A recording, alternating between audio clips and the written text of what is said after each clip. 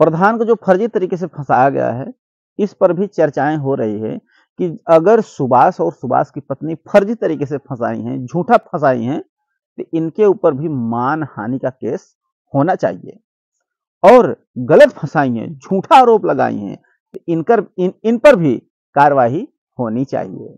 जिस तरह से आप देखे होंगे कि प्रधान जैसे ही पेशी होता है, किस तरह से बोलते हैं कि हमें झूठा फंसाया गया है, इनके पास कोई एविडेंस है तो पेश करें। हमने अगर उनसे रंगदारी मांगा है या गालियां दिया है या मारपीट किया है, कपड़े फाड़े हैं, ब्लाउज फाड़े हैं, इनके पास क्या एविडेंस है? कुछ नहीं है। अगर ऐसा कुछ है तो ये पेश कर सकते हैं।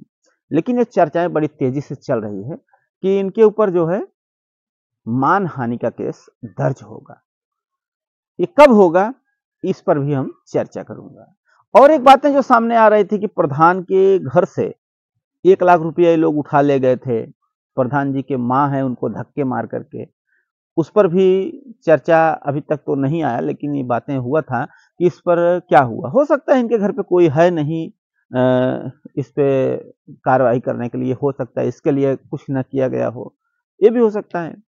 और जिस तरह से प्रधान की पूरा परिवार कह रहा है कि हमारा जो बेटा है, प्रधान की माँ कह रही हैं, प्रधान के जो हैं पत्नी वो भी कह रही हैं, जो वर्तमान में प्रधान हैं, खुद कह रहे हैं कि हमारे पति बेकसूर हैं। इन लोगों की अगर माने, इनके परिवार की बातें माने, तो ऐसा लगता है कि प्रधान जी बेकसूर हैं। अब प्रधान जी के ग्रामीण जो भी गांव के लोग हैं, उनकी बातें माना जाए तो वो लोग भी पूरा चिल्ला रहे हैं कि प्रधान बेकसूर हैं, प्रधान की कोई गलती नहीं है, प्रधान इस तरह गलती कर ही नहीं सकते।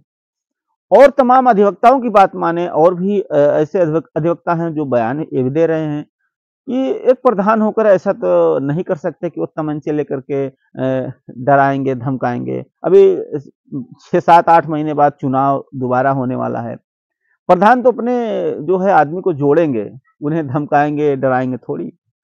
तमाम प्रकार की जो है बातें सामने आ रही हैं कि इस तरह प्रधान नहीं कर सकते। हाँ, अगर भाई प्रधान जी अगर दोषी हैं, ये तो जांच का विषय है, जांच चल रहा है बहरहाल। अगर प्रधान दोषी पाए जाते हैं तो भाई इन पर कार्रवाई होगी। अगर बेकसूर हैं, ये कोई गलती नहीं किए, इन्हें बिना मतलब के फंसाया गया है, फर्जी तरीके से फंसाकर जेल में डाला गया है, अगर वो जेल से छूट कर आते हैं, जमानत पर छूटेंगे, तो उस समय प्रधान कोर्ट जा सकते हैं।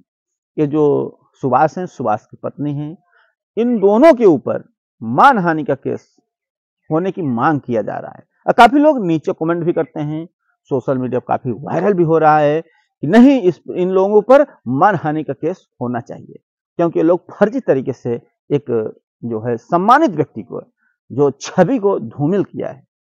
तो ऐसे में देखो क्या होता है, प्रधान जी जब जमानत पर आएंगे उसके बाद ही इसमें डिसीजन लिया जा सकता है। फिर भी जैसा होता है आप लोगों को अपडेट दिया जाएगा। इस पर आपकी क्या प्रतिक्रिया है, अपनी राय जरूर दें। वीडियो देखने के लिए धन्यवाद।